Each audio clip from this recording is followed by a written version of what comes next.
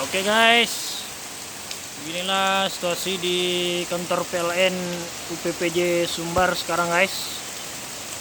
Di kantor PLN UPPJ Sumbar Bukit Tinggi sudah digenangi air guys, direndam banjir.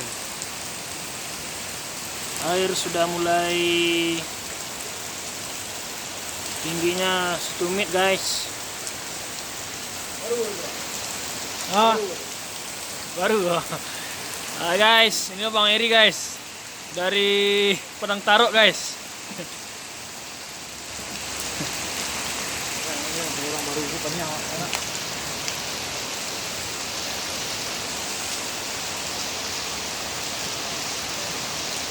Guyur hujan guys.